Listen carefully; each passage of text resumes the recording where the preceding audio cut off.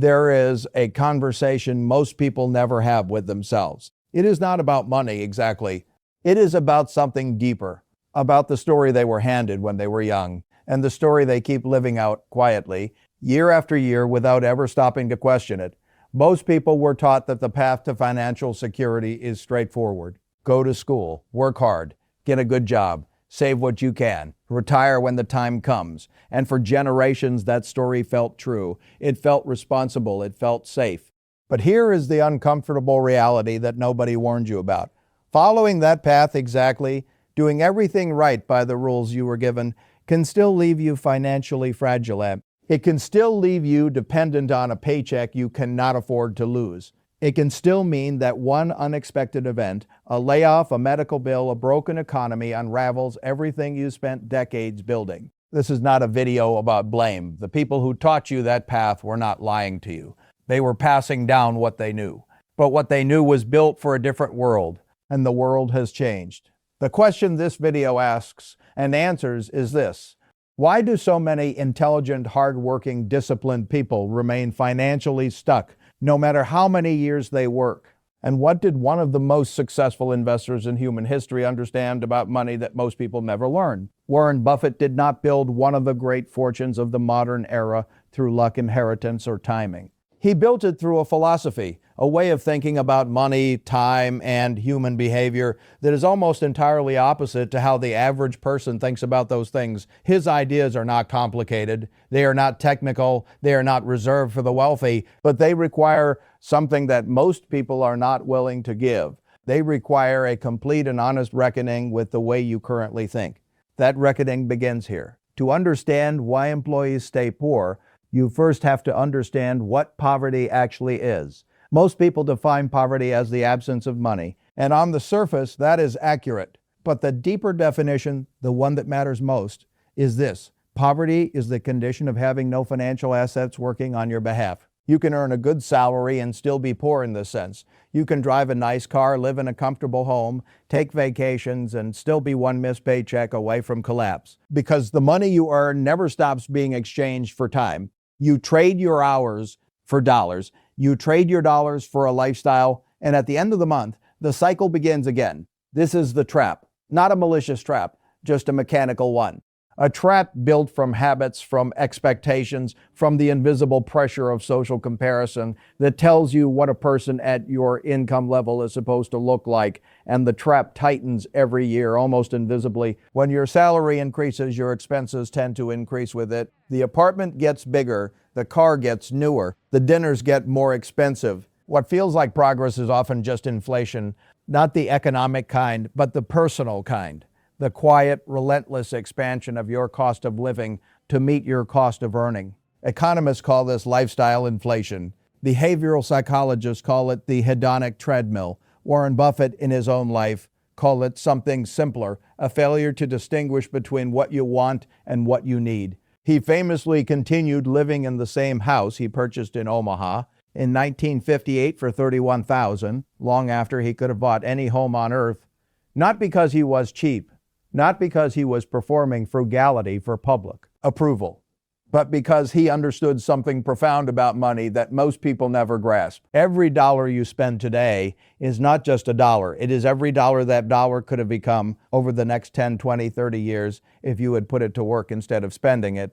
He called this thinking about the future value of money. Others call it the opportunity cost of consumption. Whatever you call it, the principle is the same. The most expensive things in life are not the things with the highest price tags. They are the things that quietly prevent your money from compounding, and most employees are spending those future dollars every month without realizing it. But lifestyle inflation is only one part of the problem. The deeper issue is psychological. Human beings are not naturally equipped to think about money rationally. We evolved in environments where immediate threats required immediate responses. The part of your brain that reacts to financial news, to stock market movements, to a colleague buying a new car, is the same part that evolved to respond to physical danger. It is fast, it is emotional, it is powerful.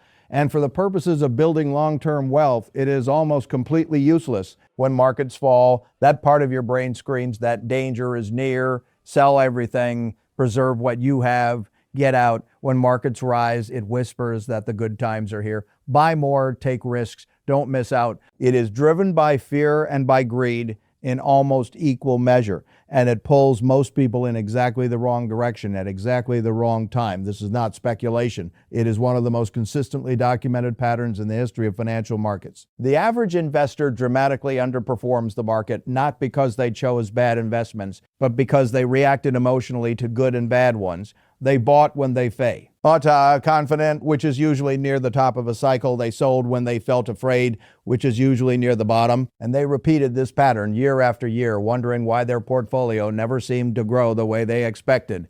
Buffett's philosophy, built over decades of observation, identified this emotional pattern as the single greatest enemy of individual investors, not recessions, not inflation, not bad companies, the investor's own psychology. He studied the work of Benjamin Graham, who first articulated the idea that the market is not a rational pricing machine. It is a voting machine driven by human sentiment. In the short term, prices reflect how people feel. In the long term, they reflect what companies are actually worth. Most employees, most ordinary investors live and make decisions in the short term. They watch their account balances daily. They feel rich when numbers go up and feel poor when numbers go down. They confuse price with value, which is perhaps the most costly confusion in all of personal finance. Understanding the difference between price and value is not just an investing concept. It is a life concept. The price of something is what the market says it is worth today, in this moment, given the current emotional climate. The value of something is what it is genuinely worth based on its underlying substance and long-term trajectory. A business with strong fundamentals, loyal customers, and durable competitive advantages does not become less valuable because the stock market has a bad week. The price might fall. The value has not changed. Most people cannot hold that distinction in their minds under pressure. When prices fall, they feel that value has fallen too. And so they act accordingly. They sell, they panic, they walk away from investments that, given time, would have rewarded them significantly. This is the psyche, a logical trap beneath the financial one, and until you address it honestly, no strategy, no system, no advice will work for you. Now let us go deeper, because the employee trap is not only about spending habits or emotional investing, it is about something structural, something built into the very nature of employment itself. When you are an employee, your primary asset is your time. You are paid for showing up, for executing tasks, for fulfilling a role. The better you perform that role, the more you are paid. And the more you are paid, the more comfortable life becomes. This is not a bad arrangement on its own terms. Employment provides stability, community structure, purpose. There is real value in that. But here is what employment does not provide. It does not allow your financial assets to grow while you sleep.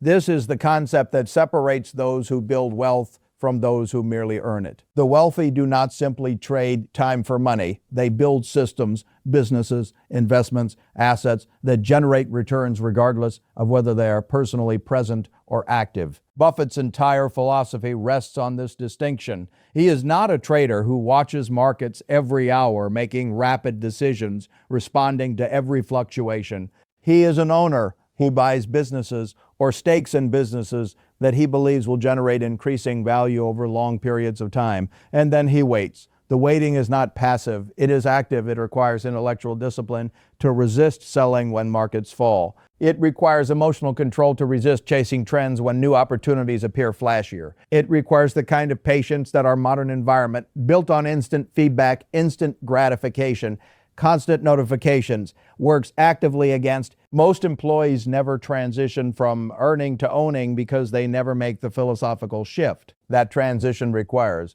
They continue to see money as something you earn and spend rather than something you deploy. They see investing as something wealthy people do with their extra money, something they will get to someday once things settle down, once the debt is paid off, once life gets a little less expensive, but life does not get less expensive on its own. It gets more expensive, and someday has a way of never arriving. The philosophy Buffett embodied, and that you can draw on regardless of your income level, is that investing is not a luxury you afford after you have secured your life. It is the mechanism by which you secure your life. And it begins not with a large sum of money, but with a decision.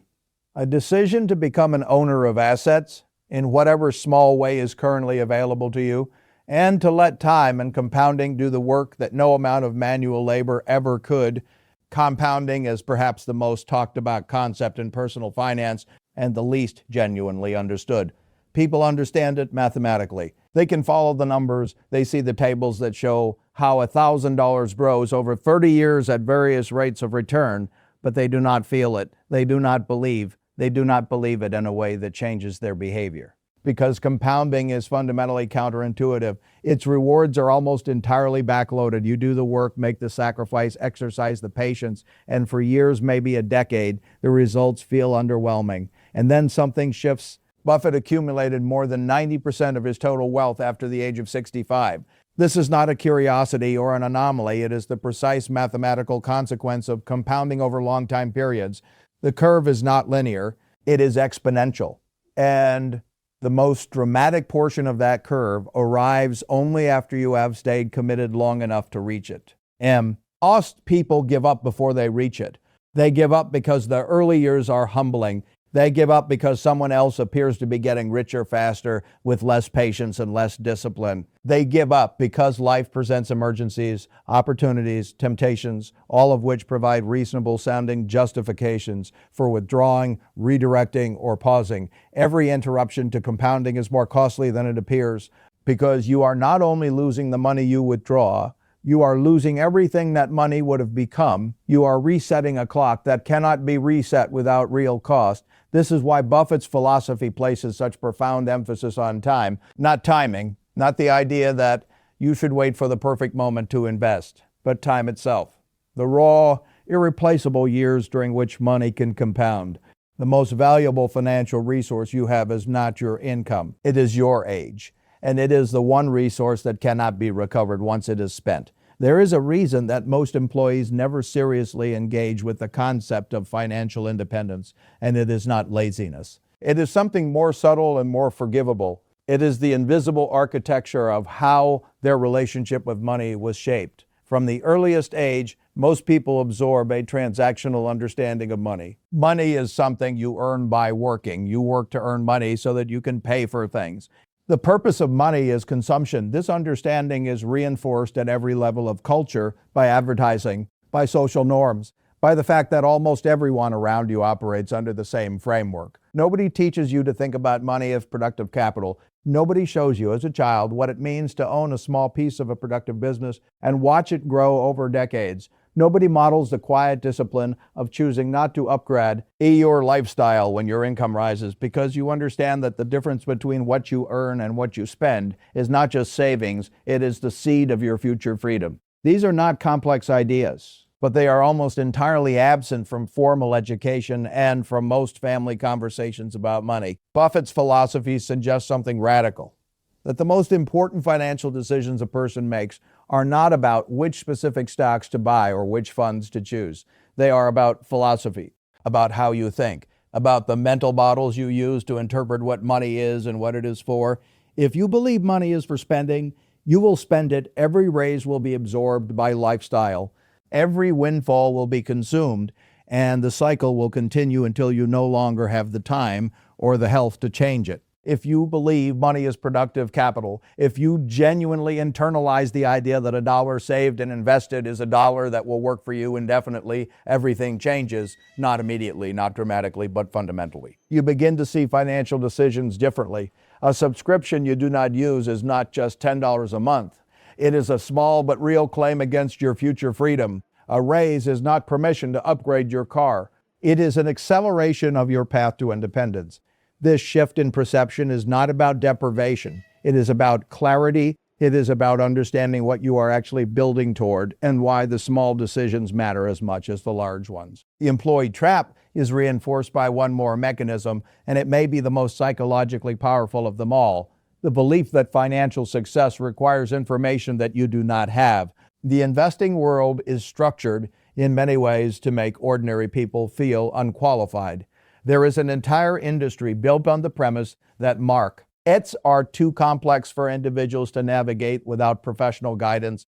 There are television programs, financial newsletters, analyst reports, and endless commentary, all designed to create the impression that successful investing requires constant attention, sophisticated tools, and inside knowledge. Buffett's philosophy directly contradicts this premise. He has consistently argued, not just through words, but through his personal investment instructions, that the average person does not need to identify exceptional individual businesses, time the market, or outthink professional traders. What they need is a simple, consistent, long-term approach to participating in the growth of productive businesses. He has suggested on more than one occasion that a low-cost index fund that simply tracks the broad market, purchased consistently over time, would outperform most actively managed strategies for most individual investors, not because those investors lack intelligence, but because the primary advantages in investing are not intelligence and information. They are discipline, consistency, and time. This is a deeply uncomfortable message for an industry that profits from complexity, but it is one of the most democratizing ideas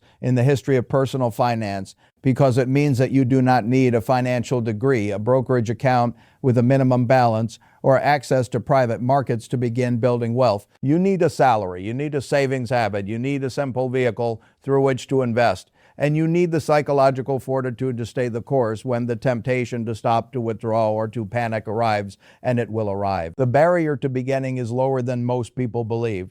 The barrier to continuing, however, is higher than almost anyone warns you about, because the continuing happens in real life against the backdrop of our yield pressures, real temptations, and a culture that rewards spending and pathologizes patience. Let us speak honestly about patience because it deserves more than a passing mention. Patience in the context of wealth building is not the same thing as waiting.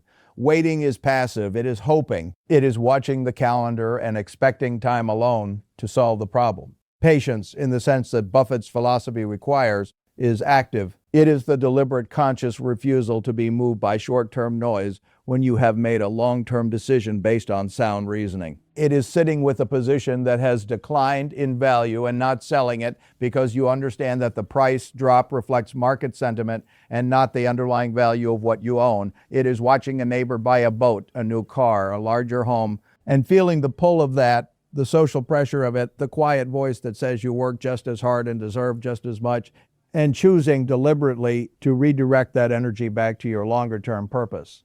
It is understanding that every person you see who appears wealthy is not necessarily financially free, that many of the most visible displays of affluence are financed, that the performance of wealth and the reality of wealth are often entirely different things. Buffett's lifestyle was a living demonstration of this distinction. The man who drove modest cars and ate modest meals while managing one of the most successful investment portfolios in history was not performing frugality. He had simply resolved at some foundational level that external validation was not the point. The point was independence. The point was the freedom to make decisions based on his own judgment without financial pressure distorting those decisions. That freedom, he understood, could not be purchased with the money you spend. It could only be built with the money you keep and deploy. There is a version of your life that exists about 10 years from now, and it is worth spending a moment genuinely imagining it. In one version, you have continued on the current path. Your income has increased, perhaps significantly. Your lifestyle has kept pace with that income. You have a better car, a larger home, more subscriptions, more comfort, and you are, in the most important financial sense, in roughly the same position relative to freedom that you are in today, dependent on the next paycheck, vulnerable to the next disruption, working not because you choose to, but because you have to. In another version, something shifted. It did not shift dramatically or all at once. It shifted in small, consistent ways over months and years. You began directing a portion of every paycheck into productive assets before you could spend it. You stopped upgrading your lifestyle every time your income rose. You learned to distinguish between price and value, between noise and signal, between the short-term movements of markets and the long-term trajectory of good businesses. In that version, 10 years from now, something remarkable has happened. Not because of any single decision, but because of the accumulated weight of thousands of small, right decisions. Your investments have compounded, not explosively, not overnight, but steadily, year after year, with the quiet power that only time and discipline can produce. and you find yourself in a position that most of your peers cannot yet see from where they stand, the position of having genuine choices, not the illusion of choice that lifestyle inflation creates, the choice between the slightly better car and the slightly larger apartment, but the real foundational choice of how to spend your time, whether to stay in a job or leave it, whether to take a risk on something you believe in, whether to slow down or redirect or simply stop, because your financial foundation no longer depends on why. Our continued labor to survive, this is what financial independence actually means. Not luxury, not excess, not retirement in the traditional sense of stopping all meaningful activity. It means that the most important decisions of your life are no longer constrained by financial fear. The path between here and there is not hidden. It is not reserved for the privileged. It requires no inheritance, no windfall, no exceptional talent. It requires only that you take the philosophy seriously, that you stop treating financial education as optional, that you begin to act in small and consistent ways as an owner of productive assets rather than only as a consumer of goods and services, and that you give time, real time, patient and uninterrupted time, the chance to do what no other force in personal finance can replicate. There is one final truth worth sitting with before this ends. The reason employees stay poor is not that they lack intelligence, ambition, or discipline in their working lives. Most of them are extraordinarily disciplined in their professional roles. They meet deadlines, manage responsibilities, navigate complexity, and deliver results.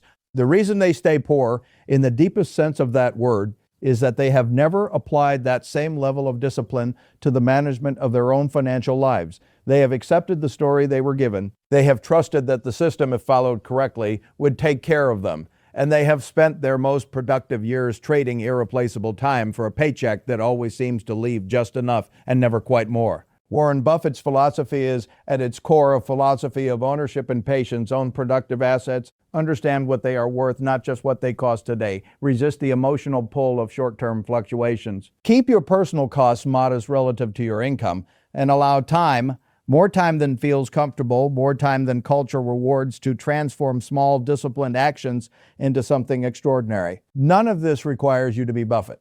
It does not require you to identify the next great business or to spend decades studying financial statements. It requires you to begin earlier than you think is necessary, and to continue longer than you think is required. It requires you to choose deliberately and consciously to build something real, even slowly, even quietly, rather than to consume everything your income allows and wonder years from now why the freedom you worked so hard for never quite arrived. The door is open. The principles are clear. The only question is whether you are willing to walk through it. If this shifted something in the W, you think about money, even slightly, even uncomfortably, that shift is worth protecting. Return to these ideas, sit with them, share them with someone who might need them. And if you want to keep building this foundation, this quiet, powerful way of thinking about wealth, time, and what your money is actually capable of, then stay close to this channel, because this is only the beginning of the conversation.